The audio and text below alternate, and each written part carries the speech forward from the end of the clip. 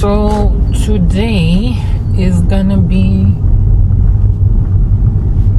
an interesting topic. Let's talk about reflexes. Yes, that thing that usually saves you from an accident. And I am talking about bad accidents that can be saved just thanks to your reflexes. So the thing about reflexes is that everyone's reflex speed is a bit different. Some have faster reflexes than others, and that's just how it is.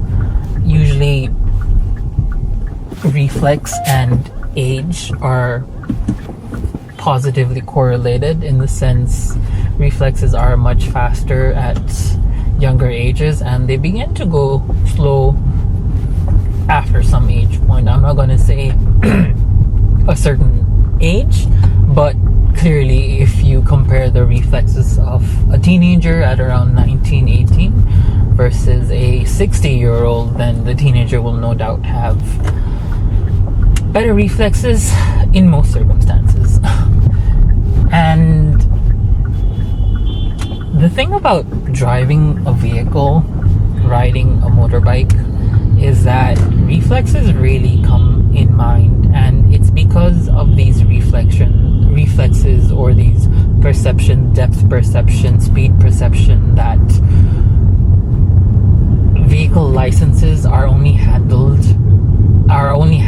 to young adults after a certain age. Usually I think it's 16, 18, and 21. They're usually the age numbers where vehicle licenses are handed to young adults. Earlier than that, I don't know if most countries on top of my head that says you're legally allowed to drive a four-wheel vehicle at the age of 13. It's usually around 16. I think in Nepal it's 16 for two-wheelers, 18 for four-wheelers, and then 21 for like if you're driving a truck or something. And that's usually due to reflexes and your maturity of perception of things like speed, depth, collisions, which isn't something that a kid can do just straight out the box. And it takes time for these things to like develop. How quick a vehicle is approaching, how quick an object is approaching you can differ between the ages of 13 to, let's say, 21. As a kid, you might just think, your perception might be different and just think, it'll be a while before the object approaches you, but in reality, the object is really close by, and so the probability of younger kids behind the wheels getting into accidents is quite higher. So the thing is, again, we're talking about reflexes. So reflexes now in context to driving in Kathmandu, driving in Nepal, is just how alert you are on the road. And the thing is, because everyone's reflexes are tuned in a different way, some are just naturally faster than the others, you can train yourself to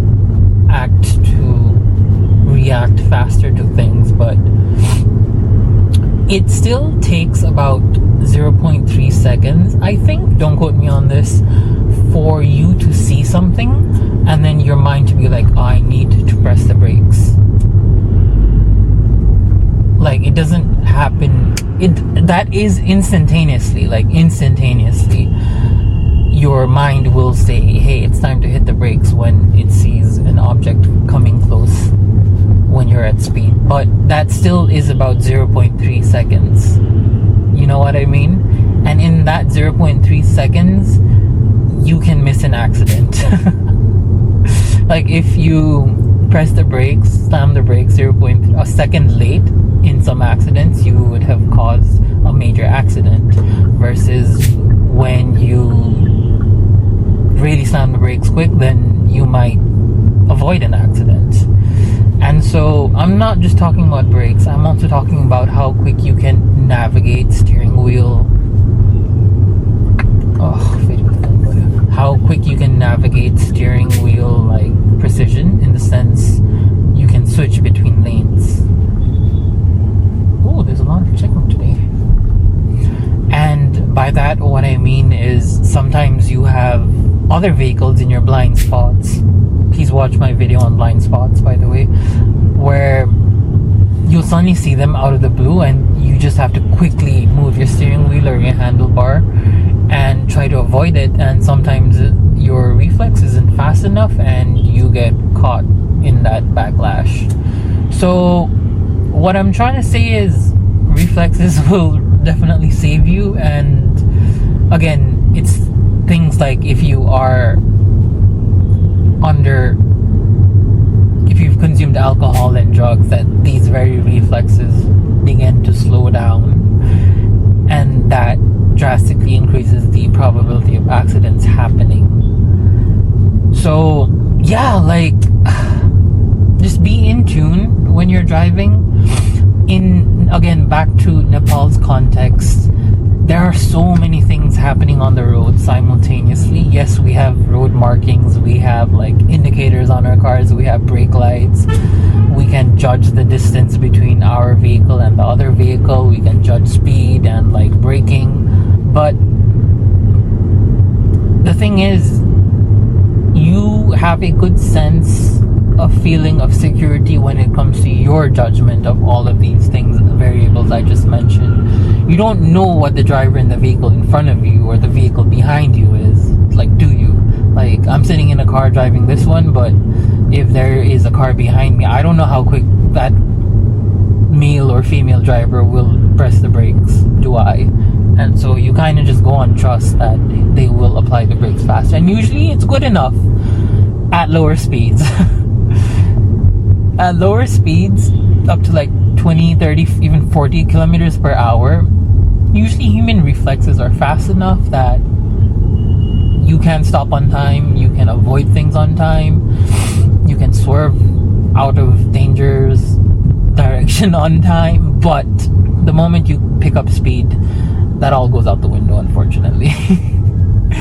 You don't need more thinking time, but because your vehicle carries a lot more momentum at speed, you will need more physical distance to actually come to a stop or to like swerve into the next lane. Because I think it was in my last video I recorded that when you're traveling about 20 kilometers per hour, that's not very fast, that's just city speeds if you think about it, 20 kph, but you're traveling around 4.9 to 5 meters a second. So like every second on your clock you are moving 5 meters, and so 20 kph to maybe double the speed, 40 kph, that's still city speeds. You're traveling around 10 meters a second in that speed. And then you travel to like 60, which is again more, you're traveling 15 meters a second, which if you measure the distance, 15 is quite a lot, right? It's not anything that's like tiny.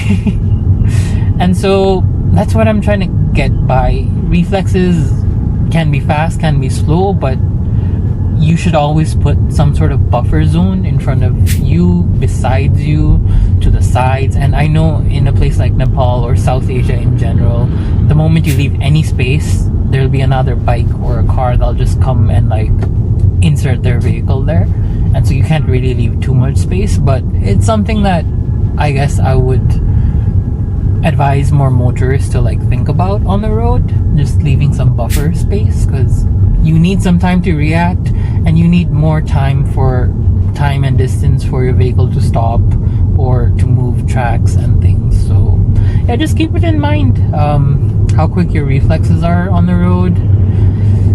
Depending on how tired you are, that can also affect your reflexes. So if you're too tired, maybe not drive.